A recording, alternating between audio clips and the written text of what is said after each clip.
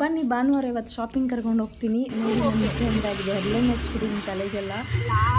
So ಅಷ್ಟು ಫಿಲ್ಟ್ರೆಲ್ಲ ಇಲ್ಲ ಅಂದರೆ ಓಕೆ, ಅಷ್ಟೇನು ಚೆನ್ನಾಗಿಲ್ಲ ಅಂತಲ್ಲ, ಓಕೆ. ಹೆಣ್ಮಕ್ಳು ಹೆಂಗೊಂದು ಸ್ವಲ್ಪ ಸುಮಾರಾಗಿದ್ದೀನಿ, ಪರವಾಗಿಲ್ಲ.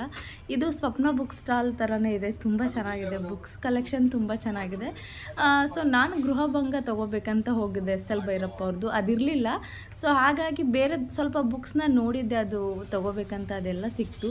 ಹೇಳಿ ಹೋಗೋ ಕಾರಣ ಯಾರೋ ಪಾಪ ನೋಡಿ ಕೆಳಗಡೆ ಇಟ್ಟಿದ್ರು. ನಾನು ಓದಿದ್ದೀನಿ, ಹಾಗಾಗಿ ಅದನ್ನು ತೊಗೊಂಡಿಲ್ಲ.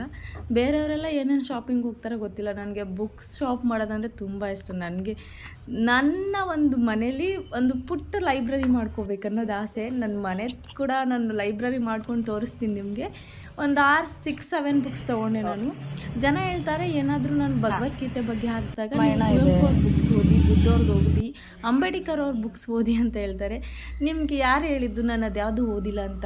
ನಾನು ಮೊದಲಿಗೆ ಓದಿದ್ದೇನೆ ಬುದ್ಧ ಅವ್ರ ಬುಕ್ಸು, ಅದಾದಮೇಲೆ ಸ್ವಾಮಿ ವಿವೇಕಾನಂದ ಅವ್ರದ್ದು ಓದಿದೆ, ಅದಾದಮೇಲೆ ವಿಂಗ್ಸ್ ಆಫ್ ಫೈರ್ ಅಂತ APJ ಅಬ್ದುಲ್ ಕಲಾಂ ಅವ್ರದ್ದು ತುಂಬ ಚೆನ್ನಾಗಿದೆ, ಅದಾದಮೇಲೆ ಲೈಫ್ಸ್ ಅಮೇಜಿಂಗ್ ಸೀಕ್ರೆಟ್ ಅಂತ ಗೌರ್ ಗೋಪಾಲ್ ದಾಸ್ ಅವ್ರದ್ದು.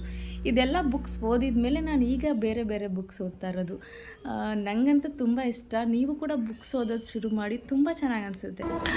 ಹೆಣ್ಮಕ್ಳು ಆದಷ್ಟು ಬುಕ್ಸ್ ಓದೋದ್ರ ಕಡೆ ಗಮನ ಕೊಡಿ. ಮೂಡ್ ಸ್ವಿಂಗ್ ಆಗೋದಿಲ್ಲ, ಕೋಪ ಬರೋದಿಲ್ಲ, ಒಂಥರ ಕೂಲ್ ಮೈಂಡ್ ಸೆಟ್ ಇರುತ್ತೆ. ಇದು ನಮ್ಮ ಏರಿಯಾದಲ್ಲಿ ಮಕ್ಕಳಿದ್ದಾರೆ, ಅವ್ರಿಗೆ ರಾಮಾಯಣ ಹೇಳ್ಕೊಡೋಣ ಅಂತ ಬುಕ್ಸ್ ತೊಗೊಂಡಿದ್ದೀನಿ. ನೀವು ಕೂಡ ಬುಕ್ಸ್ ಓದಿ, ತುಂಬ ಚೆನ್ನಾಗಿ ಅನಿಸುತ್ತೆ.